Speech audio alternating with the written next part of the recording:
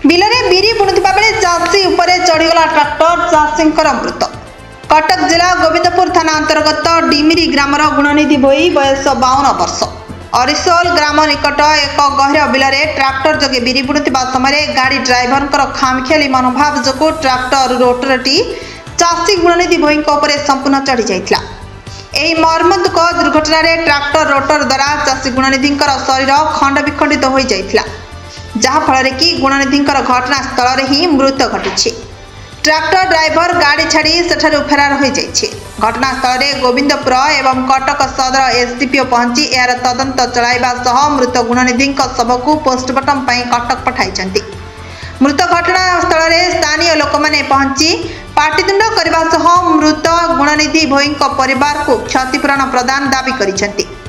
मृत घटितिबा परिवार पक्षरु गोविंदपुर थाना रे ए संपर्क रे एक लिखित एतला दिया जायतिबा जଣା पड़िछि।